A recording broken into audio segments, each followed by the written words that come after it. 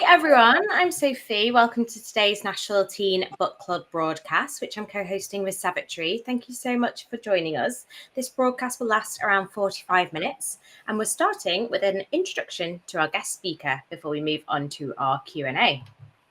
So joining us today is Annaliese Avery. Annaliese is a former library manager and children's book editor who has an MA in creative writing and a lifelong interest in physics and astronomy. She's even founded an astronomical society.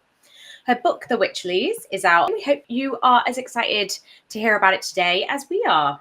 The Wycherleys is actually the first ever Waterstones Young Adult Book of the month. So yeah, we cannot wait to chat about it. We're moving on to our Hero Read link now. So today's broadcast is the first in 6 sessions inspired by our Hero Read for the term, That Self-Same Metal by Brittany N. Williams, and its curriculum link, William Shakespeare. They're connected because That Self-Same Metal is set in Shakespearean London, though it is a reimagined magical London where Brittany has blurred the historical fiction and fantasy genres. And with that, we have our link to Annaliese's spellbinding fantasy book, The Wycherleys, which also reimagines a London of the past through a magical lens. This time it's Regency London with witches. And you can ask her all about it and all about her books, all about her world building, as well as her career in storytelling. You can submit your questions for Annaliese by scanning the QR code on screen if you've got your device handy, or by typing in the code online at slido.com. You can also submit questions via the Q&A function underneath this stream that you're watching now. You can join in at any time, and if you're experiencing any issues with the stream, please let us know there so we can help. So hi, Annaliese. Thank you so much for joining us. Oh, thank you so much for having me. So exciting. Some of our favourite periods of history to read about as well. Well, our first question is, we love our authors to do a bit of a pitch for their books, for anyone who's not, well, they haven't had the chance to read yours yet because it's only just out. So could you please tell us a little bit about The Wycherleys? Yeah, of course.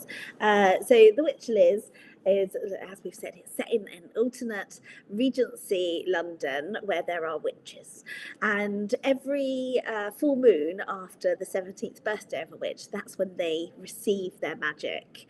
And from that moment onwards, from the moment that they become, they have all this magical power, the magic starts to slowly seep away. So they have about 3 or 4 years of really, really good, strong magic. And in that time, they have to find another witch to tether it to if they want to keep hold of it past that time. So in our book, our main character, Aurelia, she has just received her magic. She's gone and stood underneath the full moon. And when she received her magic, she also received a curse. It's a family curse that's passed down from generation to generation. And she didn't know that she was going to get it. Like sometimes it hits you, sometimes it misses you, and she got the curse. And this curse means that whenever she performs magic with another witch, they get really sick, they get really poorly. So nobody wants to tether their magic to Aurelia. And because of this, she is faced with the prospect of losing her magic. So she sets out to try and keep hold of it. Because if you've got magic, you definitely don't want to lose that, right? It's a fantastic thing. So in this book, all of the witches, in order to find a tether, they enter into the most magical season, which is a bit like the debutantes of the Regency time when they went into the marriage mart to find somebody to marry. But instead of that, when they're at the balls and they're visiting the magical arcades and things, they're finding someone to tether their magic to. And they don't have to love that person. They can tether their magic for friendship, or because they have quite powerful magic with another witch, or maybe for like political reasons, because they've got like family alliances or something. So Aurelia overhears Jules Knightley talking about tethering, and he might have a little clue on how she can keep hold of her magic, which is great, except he is the ancestor of the person that cursed her family, and there's a little bit of rivalry between the Wycherleys and the Knightleys. So Aurelia has to negotiate those kind of relationships within her own family, as well as getting to know Jules a bit better. That's a really good introduction to the story. Thank you so much. And it's so intriguing and there's so much going on right from the beginning. So yeah, we really loved it, and we are sure that all our young people will love it too.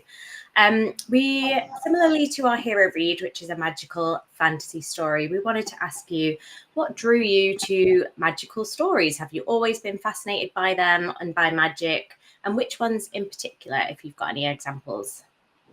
Yeah, so I've always liked magical fiction. When I was younger, before I went to high school, I mostly read non-fiction, so I was a big non-fiction reader. And it wasn't until I went to high school I had a really nice English teacher called Mr. Devery. And Mr. Devery gave me a copy of The Hobbit to read. And I remember reading that book and thinking, wow, this is amazing. This is the type of books that I really like reading. And so, yeah, from then on, it was just anything with magic or a dragon in it, I'm there. I'm definitely there for. Yeah. So, yeah, I've always loved fantasy fiction once I knew it existed. Great, thank you. It's only just occurred to me, and it should have occurred sooner given the setting. Is Mr. Knightley got anything to do with Jane Austen's Mr. Knightley and Emma? Is that No, they're spelt slightly differently. Yes. And obviously, you know, like I do like Austen, and I have read them all. So not in so much as he is based on Mr. Knightley. He's more of a Darcy-esque character than a Knightley. But I just thought Knightley with an N sounded quite witchy. Yeah, I hadn't made the connection until I heard you say it out loud, actually, when I was reading it. So you touched a little bit just then on something that St John Bosco Arts College would like you to go into in more detail, which is, what books did you read as a teen? Can you name any examples for us? So I remember I read a lot of David Eddings as a child, so that's sort of like full-on fantasy adventure. Obviously all of the Lord of the Rings books, and then I really liked Shakespeare as well. I read a lot of Shakespeare plays, mostly for school, but also just because I really enjoyed them, and I liked the language as well. I found it quite. I'm dyslexic, but it was strangely I found it really easy to read Shakespeare's language and the way that he writes. So once I'd found that, I kind of latched onto it and read a lot of Shakespeare. So. Thank you. And one thing we wanted to touch on, which we did touch on briefly before, is your world building, which we loved. Even your publisher describes you as a master in world building. There's a lot shared in terms of family history as well. How did you approach your world building? How do you do that for your books? Where do you even begin to do that? Okay, so I have quite a loose writing style. I don't plan things, and so usually writers fall into one of two categories. We're either planners, where we like to plan everything, or we're what's affectionately termed as pantsers, because you write by the seat of your pants and you kind of find your way through the story. I prefer the term explorers, like you explore the story. I think that's maybe a bit nicer. So I kind of just set off with a bit of an idea for a story, vibes really, just like a handful of vibes, and then I see where the story takes me, and I'm quite open to writing a draft that is quite unwielding and is quite large and will go off on tangents and then come back. And for me, the discovery element of it, the exploring of the story, happens for the world building as well. So I don't necessarily, before I started writing The Wycherleys, I knew it was going to be Regency, and I knew there was going to be witches, so I knew there was going to be magic in it, but I didn't know how the magic worked. It wasn't until I started writing the book and then kind of following the character along the story that I realized how it works. And I remember I wrote one sentence, and it was like, in this third age of magic, and then I paused for a bit and I was like, oh, okay, so we're in the third age of magic. That must mean that there's been two previous ages of magic. I wonder when they were, and I wonder what happened, and I wonder how they ended, and I wonder what brought about those endings. So then that's kind of when I go and do some world building then. Not until it is relevant to the story, because I feel like the story has to come first and foremost, like it has to be my character's story, and then either they will show me the world around them, or I will discover the world in that kind of way that I just explained, as we're going along. I feel like if I'd sat down and built the world first, then I'd be kind of shoehorning my characters and their story into that world. And they might not necessarily fit well. I hope that answered your question.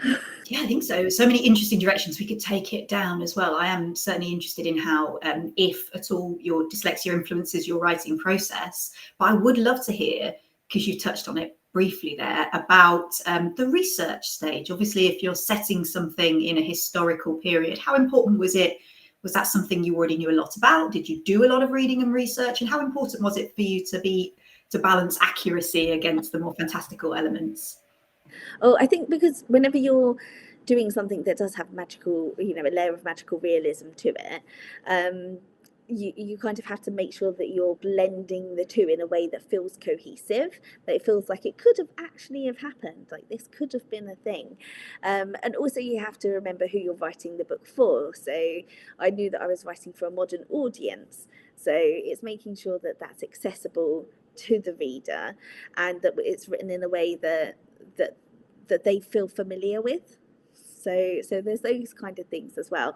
But as in terms of research, I did research when it kind of crops up. So I know quite a lot of things. Like I like to collect things, and one of the things that I like to collect, as well as books and stationery, is just information.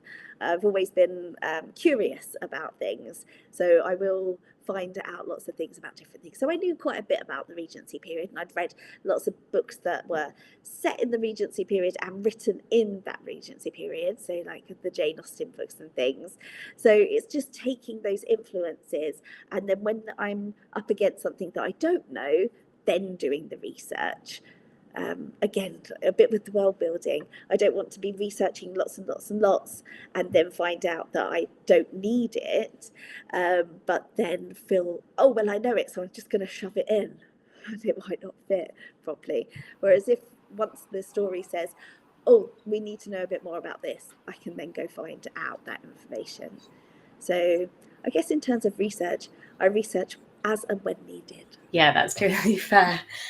We had a question about family rivalry. Obviously, we experienced that in your book, The Wycherleys, with the Wycherleys and the Knightleys.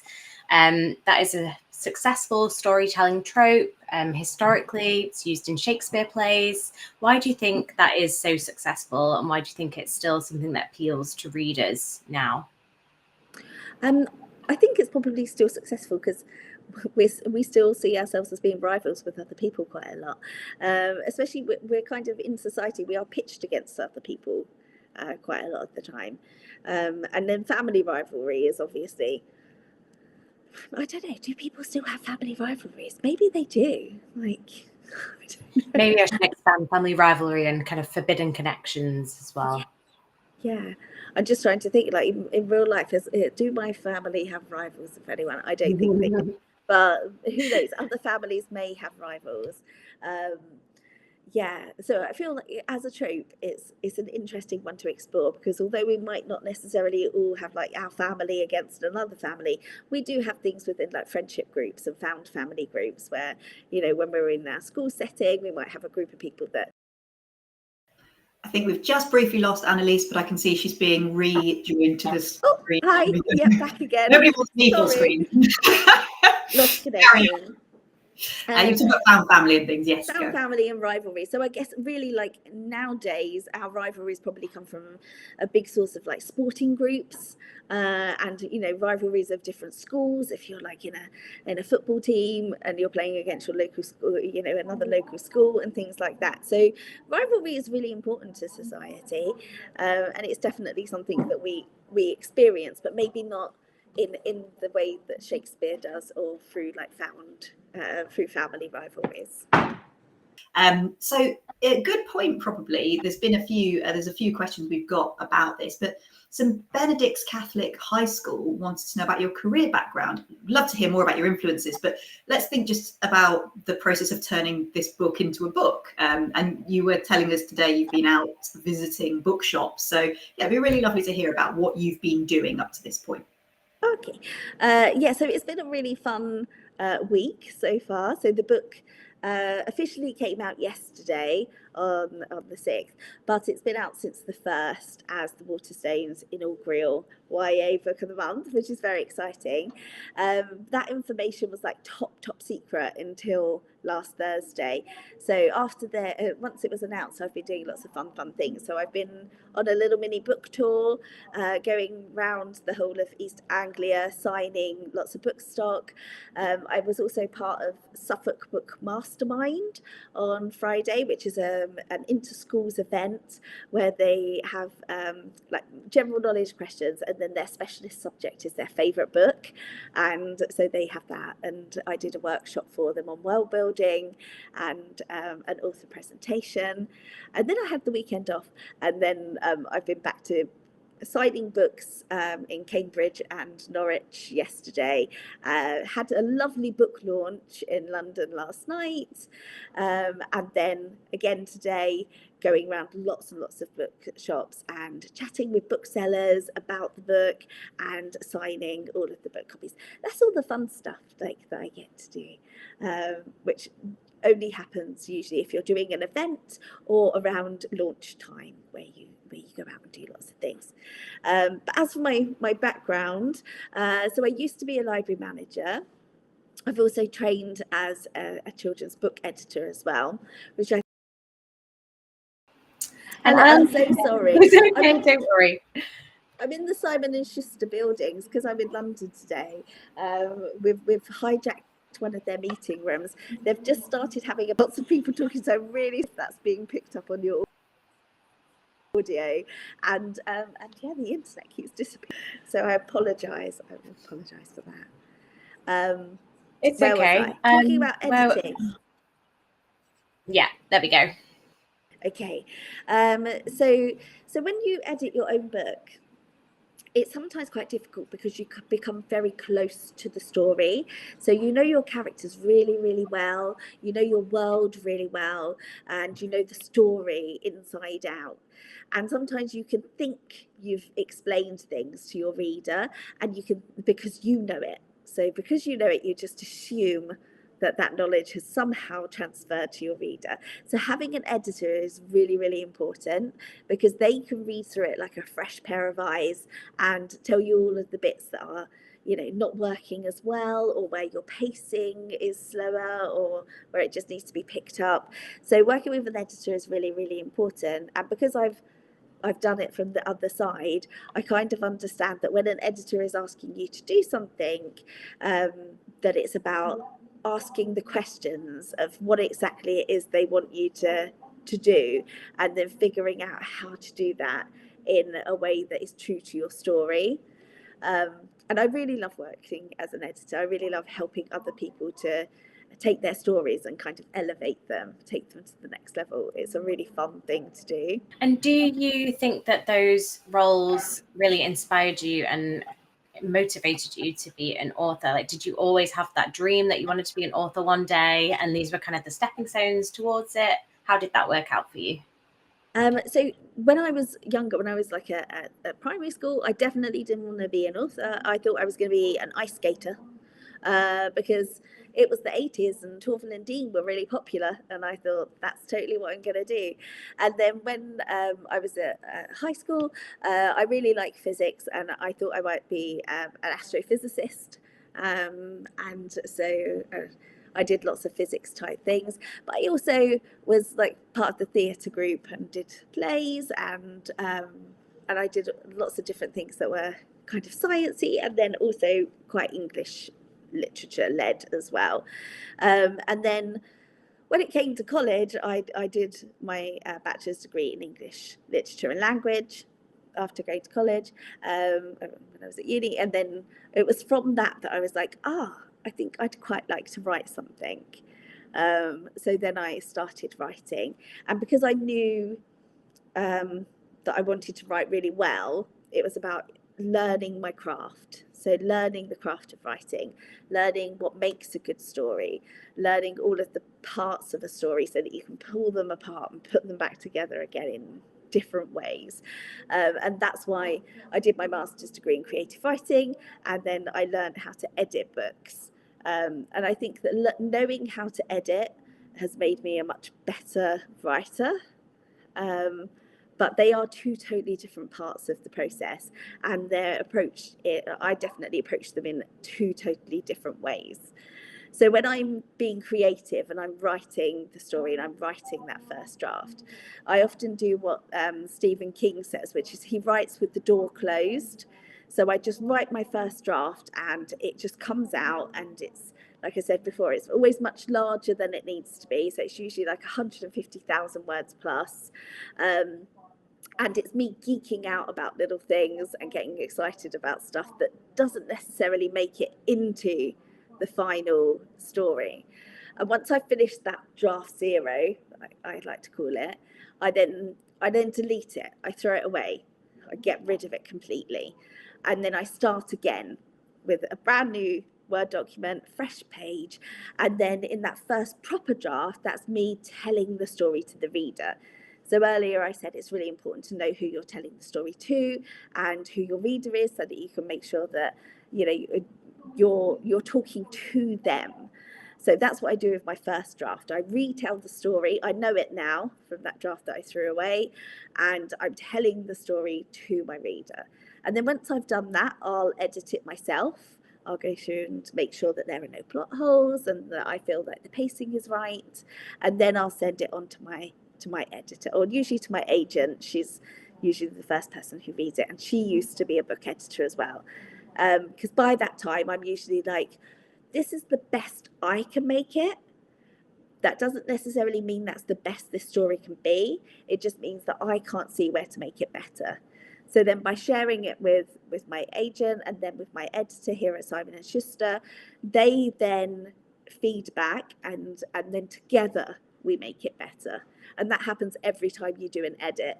And there are many different edits that you go through. So you do a structural edit, and then you do a line edit, and you do a copy edit, and you do a proof edit. So by the time the books come out, it's been through many, many cycles of editing. Thank you. Right. Well, I was going to ask, because I know this is the sort of thing that's helpful to young people, about, you know, building that personal brand. And if you had, you know, your awareness of the industry's help. But I am so thrown by the idea of writing an entire draft and getting rid of it. I have so much anxiety around that I'm coming back to it. I have to ask on behalf of the young people on the call, because I wondered when you mentioned earlier about the dyslexia, and I'm sure there are some people in the groups that have joined us, keeping things organized can be challenging. And, you know, you've got this sort of really unwieldy text, you've deleted it. How, you know, you're trying to keep that all in your head. Is there any sort of techniques that you found? Because there's a lot of persevering there with something that can get really challenging. And it's also occurred to me that, you know, you're talking about editing other people's work. And obviously a lot of people who've got dyslexia or who are dyslexic will have been discouraged away from that because the detail is something they find really challenging. So yeah, if you're happy to share with us, I'd love to hear some insights on that. Yeah, so I think one of my coping mechanisms is being ultra organized. So I love organizing. I love planning, like, my day-to-day life. A Gantt chart is like, yay, my idea of heaven. Love a spreadsheet. And I think maybe in order to, like, I've probably overcompensated a bit by going in hard on that.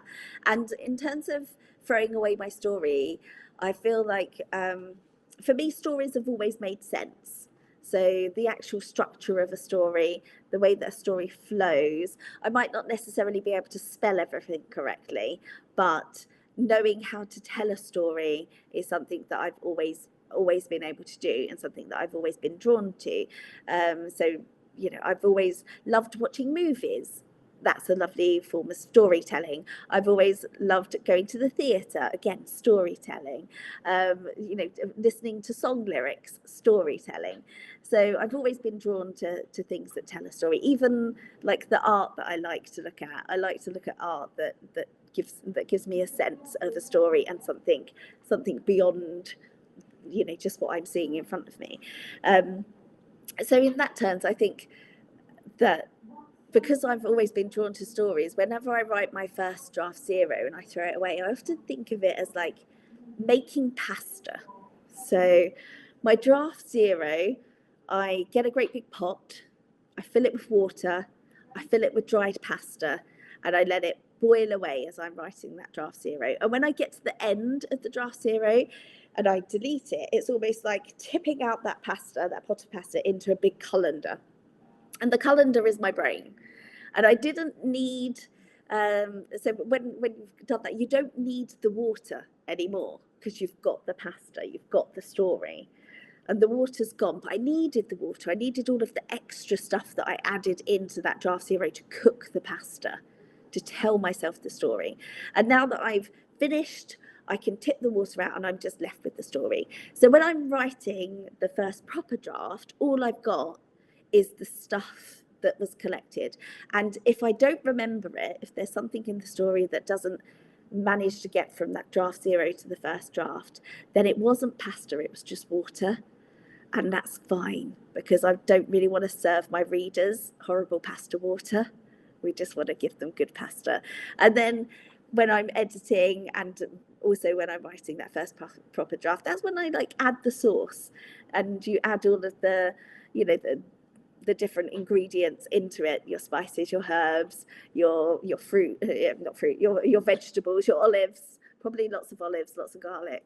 You add that in when you're writing that first proper draft. So I never worry that I might forget something from the first draft, because if I've forgotten it, it's not important. Thank you. What a fun analogy, and also a great example of your storytelling. We've got a question that links to that that's coming anonymously. What do you love most about being a storyteller or an author?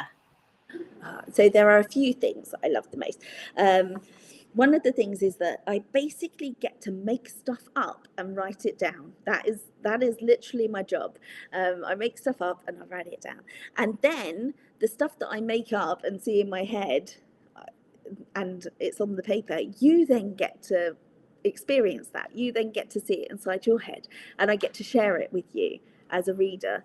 And then after you've read it and experienced it, we get to fangirl together about the stories. We get to talk about them, which is great. And also mind-blowing that something that used to just live in my head now lives in our imaginations, and then our collective imaginations, and we get to talk about it all together. Essentially something that doesn't even exist, which is just amazing. Thank you. Just sort of, again, we've talked a bit about the process. I'm interested if there's any career advice you've ever been given that was helpful to you. Yeah, so the best advice about writing that I was ever given was by S.F. Said, who wrote Varjak Poor. And he said to me, do not write with the idea of being published in mind, which sounds really counterintuitive when, you know, you want to write because you want to be a published author. But basically what he was saying is, if you're always thinking whilst you're writing, if you're always thinking about publication, you're always thinking about how it's going to be received, you're always thinking about who you're going to sell that book to, you're not concentrating on writing a book that you love. You're not concentrating on writing a book that you enjoy. You're always going to be thinking about markets and trends and what's selling now. And it takes a really long time to write a book. So I know that it took S.F. Said about 8 years to write his latest book, Tiger, and he goes through many, many iterations, many, many different versions of the book as he's writing it. And if you think about the books that were popular 8 years ago, they're not necessarily the same books that are popular now. So if you're starting off and you're writing something to market, writing something that's popular now, by the time you finished it, it might not be popular then. And because it takes so long to write a book, you might as well be writing something that you really love and you really enjoy. That will come across in your writing and hopefully will infect your readers, and they will enjoy it and love it too when they read it. So yeah, it sounds counterintuitive, but the best advice I've had is don't write because you want something to be published, write because you love it. Thank you. That is great advice. And thinking about when the time comes to actually sell your book and thinking about those markets and things, you're quite active on social media. What kind of advice do you have, or kind of tips for young people in putting themselves out there or building their confidence to be able to, you know, use their different platforms and their marketing skills to pitch their brand and their work and future, whatever that may be? Yeah, I think the main thing is to be comfortable with what you're doing. So make sure you're comfortable with what you're sharing. Make sure you're comfortable with the parts of your process and yourself that you're putting out there, especially if it's something that's online. I know that there are some writers that don't like to talk about their work until they know that they've sold it to a publisher, and then there are other writers that share their whole process. So they share from like, I've had an idea and today is the day I'm going to write my book, and then they take you along on that journey, which is great. But again, it's whatever you feel comfortable with and whatever's best for you in your writing. I know that for me, when I'm writing that draft 0 and then that first proper draft, I don't let anybody look at it, and I hardly talk to my agent or anyone about it. I'll literally just give her like top line vibes, and we call that the concept. So I'll give my agent the concept. And when I was set to write the Wycherleys, I was like, I'm going to write this book. It's basically Bridgerton with magic. And she was like, oh my God, that sounds exciting. Go and write it and go away and come back to me when you're done.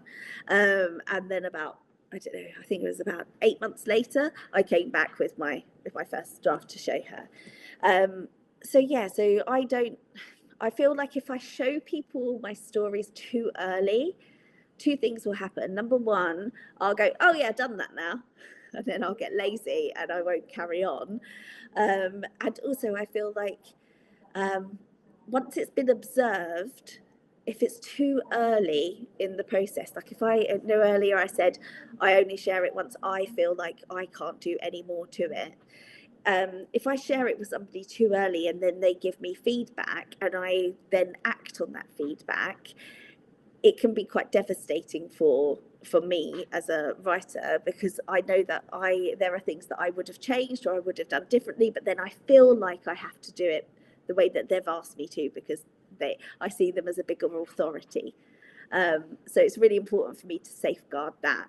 And I feel like if I was talking on social media about my books too early, before I knew what they were, that would feel weird to me, and it would probably stop my creativity from going. So although I'm happy on social media personally to share my process and be like, this is how I write, and to also encourage other people to find the best way for them to write, it might not look anything like my process. It might look very much like SF Saeed's process. He is a complete planner. He plans like loads of things. He goes into really in depth about his world building because that's what works for him. So although I'm willing to share those kind of things, there are other things that I don't want to share.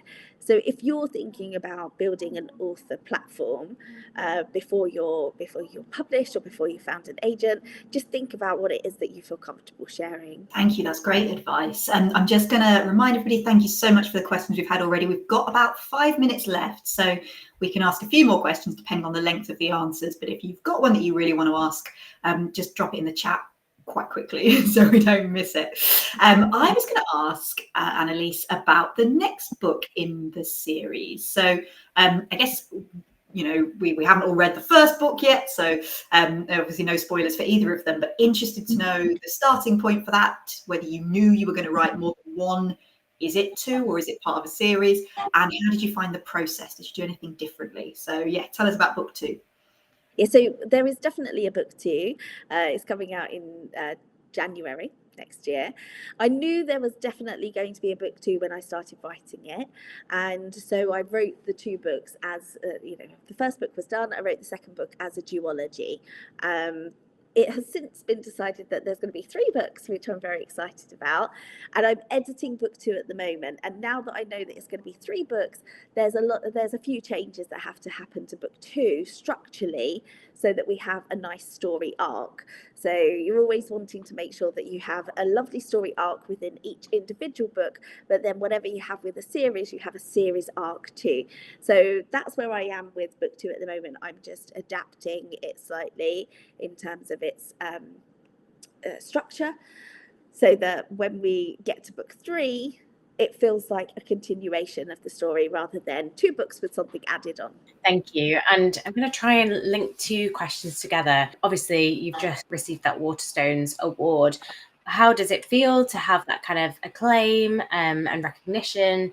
And linked to that, we think your writing is very cinematic. We can imagine it being film or a series. Again, that's another compliment. Where's it going to take you? How do you feel about getting these kind of compliments from people and companies?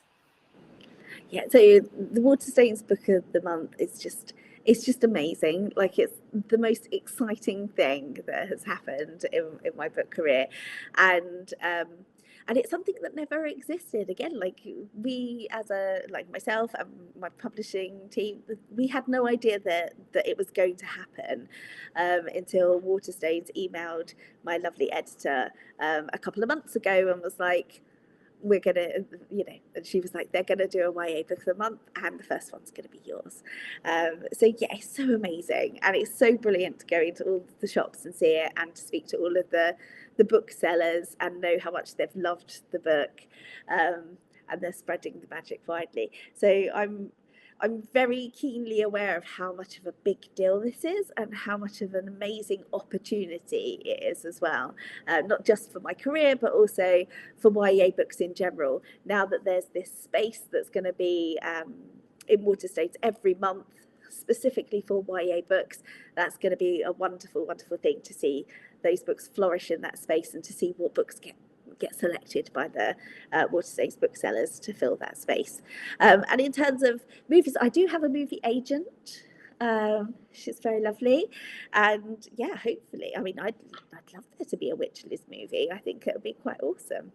But yeah, we just have to wait and see, and hope that the magic spreads that far. Thank you. So obviously we know we've got people joining the call who are budding writers, as well as either avid or reluctant readers. Do you have, we've had an anonymous question, any tips for budding writers? Yes, get yourself a notebook, and whenever you have an idea for something, just pop it in your notebook, because your notebook will remember ideas, much more keenly than your brain might. You'll be surprised at how quickly you'll forget things. Even if you tell yourself, I will remember that, you probably won't. So write it down. Write down all the ideas. Like, just don't stop. Keep collecting things. If you're listening to Spotify and you're like, that's a really interesting song, I like that, stick it in a playlist, and keep songs that remind you of the stories that you want to tell in those playlists. Pinterest, collect images from Pinterest, and again, look at them when you're writing your story, and they will help to motivate you and help you to feel inspired. And then when you're writing, when you're sitting down doing the work, it can sometimes become sometimes you don't want to do it. Sometimes it's work, sometimes it's hard, sometimes the things you're writing about are difficult. So if you can set yourself a little timer, I use Pomodoro technique to get myself to write the words. So I'll set a timer for 25 minutes, and in that time I'm allowed to write or do nothing. I'm not allowed to look on the internet, I'm not allowed to read other people's books. I have to write or do nothing. And it's amazing how quickly doing nothing gets really, really boring.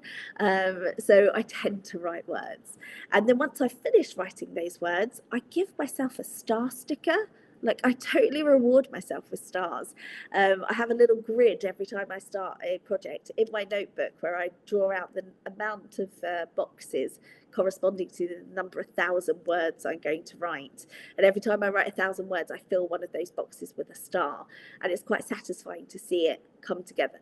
So whatever you can do to help to motivate you to get to the end, because that's the goal, is to write to the end. And whatever you can do to motivate you is just do that.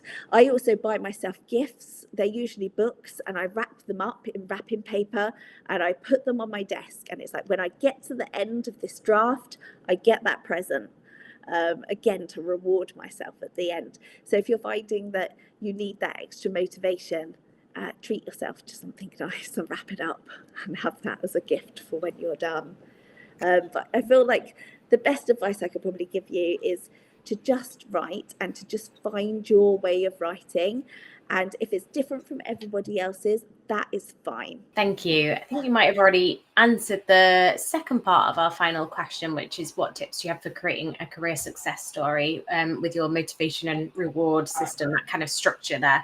But if you were to give your younger self, or the young people on the call, any kind of final advice, what would that be? I think probably my final advice for if you want to, like, just life in general, really, is try and find the little bits of joy and happiness, the little things that spark you. Like, if you're excited about something, follow that and be curious about it and find out about it.